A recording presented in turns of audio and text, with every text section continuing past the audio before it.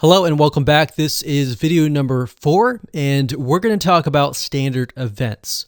So the purpose of standard events is to allow you to track what is happening inside of your funnel. So for example, if we have a funnel where we just send people to a opt-in page and our goal is to get them to sign up and give their email address to us, we want to figure out how many people are just going to the page and not filling their name and email versus how many people are filling their name and email. And of course, maybe our funnel is deeper.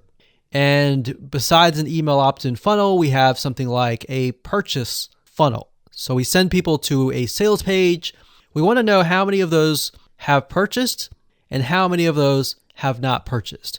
So the people who have not purchased, perhaps we want to create a retargeting ad to warm them up, to perhaps give them a discount or something to get them to potentially buy.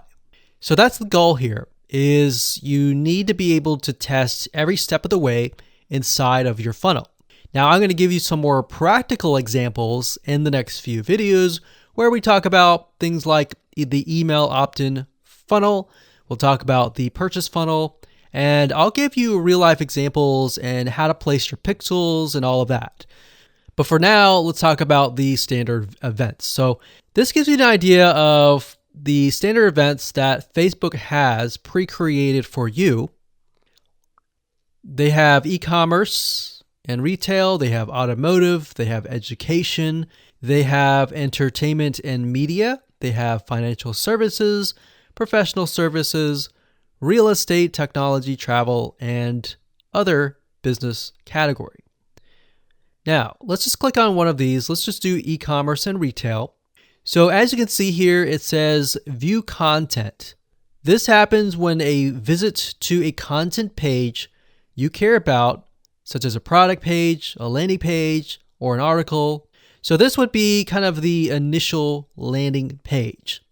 Then we have the search, we have add to wish lists, we have add to cart, we have initiate checkout, we have add payment info, purchase, subscribe, start trial, and more. Now, how do we apply this to the pixel?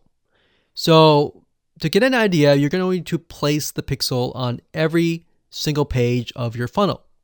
Now, if you click this, you'll notice that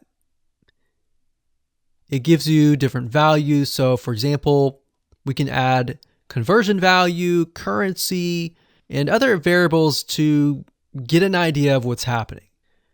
Now, to keep it simple, you can see that it has FBQ, track, view content. Now, I'm going to say that if you want to customize the standard event, you can.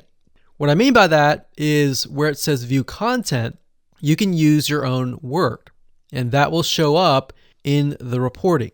Now, it's better to stick with what Facebook gives you because then you have a more uniform standard event codes. So as you're looking through the variety of campaigns and ads that you have, you can get a better idea of what's happening if you understand the lingo. So if we scroll down here, we see add to cart. So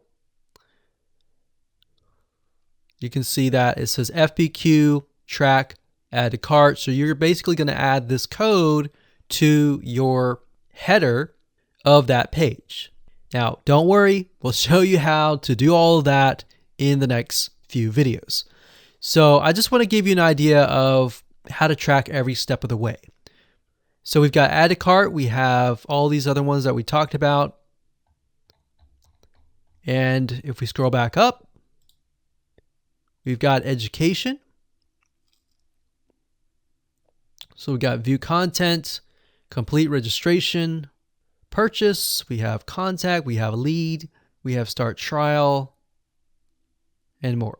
So now that you have an idea of the different codes and the different standard events that are available to you, let's move on to the next video and talk about some real life application.